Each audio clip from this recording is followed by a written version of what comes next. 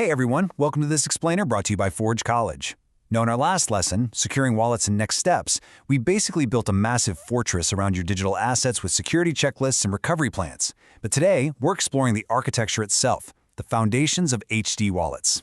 It's time to really understand the structural, load-bearing walls of our wallets, which is a huge piece of our advanced wallet management track here in the Blockchain Fundamentals course. So let's dive right in. Have you ever wondered how one simple seed phrase can somehow control thousands of different keys?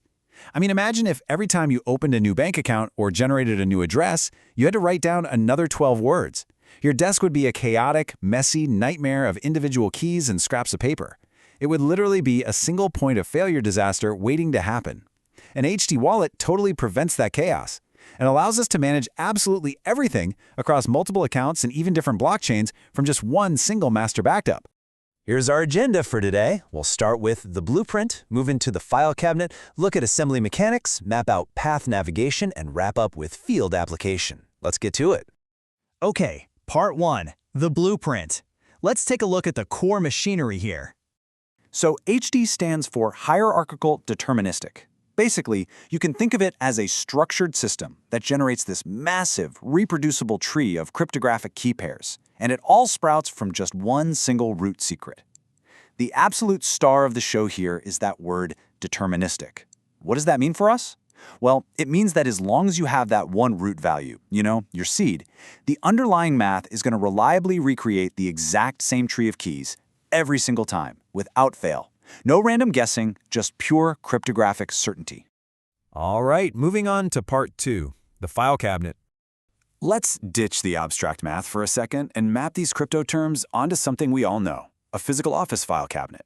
So your secure storage, that's your safe. The master key you keep locked inside that safe is your mnemonic seed. Now that master key opens drawers, which represent your different accounts. Inside those drawers, you've got folders, and these are your internal or external change chains. And finally, inside those folders are individual envelopes. These hold the actual addresses and their corresponding private keys. It's brilliant, right? One master key unlocks the safe, giving you access to the whole shebang, every drawer, folder, and envelope. But here's the real question. How does that master key actually create all those envelope keys? Well, enter the chain code. You can kind of think of the chain code as this magical rubber stamp. It's a cryptographic pattern that gets stamped right onto the master key and on every single folder label. So whenever you need to deal with a specific envelope, that stamp securely and perfectly reproduces the exact key you need. It's literally the cryptographic glue that binds all those child keys back to the master seed, and it adds this layer of extra randomness so nobody can just easily guess the relationship between a parent and a child key. Okay, Section 3, assembly mechanics. See how this thing is actually built from scratch. There are basically 5 distinct manufacturing stages to go from raw data to a fully functional wallet. Step 1 is entropy generation. We generate 128 to 256 bits of pure, high-quality randomness. I mean, if this foundation is weak, the whole cabinet crumbles. Step 2, mnemonic encoding. We take that raw binary and convert it into a human-readable list of words, your mnemonic phrase. Step 3 is seed stretching. We pass that mnemonic, sometimes adding an extra passphrase, through a password strengthening function to create a super robust, brute force resistant master seed. Then, step 4, master key derivation. From that stretched seed, we spawn the master extended private and public keys, complete with that magical chain code stamp we just talked about. And finally, step 5, child key derivation.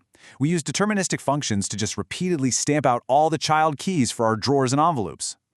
Moving right along to Section 4, Path Navigation. Let's figure out how to find our keys. To navigate this massive cabinet, we use a very precise map. Now, you might have seen a string of characters like this, m:44'/0'/0'/0'/0', and thought it was just a typo, but it actually mirrors our file cabinet perfectly. Let's break it down. M is the root node. That means you are standing at the safe. That 44' is the purpose, following the BIP44 standard. The next 0' is the coin type, which in this case is Bitcoin. The next 0' is the account index, basically the specific drawer you're pulling open. The 0 without a prime, that's the external chain, meaning the folder for your receiving addresses. And that very last 0 is the exact envelope, the address index itself. Every single number is a coordinate guiding you straight from the safe to the exact envelope you need. Now, did you catch those little prime marks we just saw, like the little apostrophes? You really want to pay attention to those because they indicate hardened derivation. To translate the heavy math into plain English, hardened derivation puts a heavy cryptographic padlock on a drawer. It strictly requires the parent private key to generate child keys, meaning nobody can derive them from just a public key. Non-hardened derivation, on the flip side, is kind of like installing a glass drawer. It only needs the parent public key. This is super cool because you can safely create watch-only setups where you, or say an auditor, can look through the glass to monitor the envelopes, but you absolutely cannot open them or spend the funds. And finally, Section 5, Field Application. Let's apply these blueprints to our everyday security practices. So, great architecture is meant to be used efficiently, right? And out in the field, separation dramatically improves your privacy. You should really be using completely different drawers, meaning different accounts for your long-term savings versus your daily spending. Plus, utilizing separate internal folders for your change addresses stops your transaction history from becoming totally predictable. It keeps your activity private from prying eyes, and honestly, it just makes your personal bookkeeping incredibly clean. Which brings us to an absolutely crucial golden rule for your security. Sharing an extended public key, or an XPub, is like sharing your folder labels. People can watch your cabinet, which, is often totally fine for accounting software. But, and this is a huge but, if you leak an extended private key, an XPRV, you aren't just handing over one single envelope. No way. You are handing a complete stranger the master key to your entire drawer, or even your whole safe.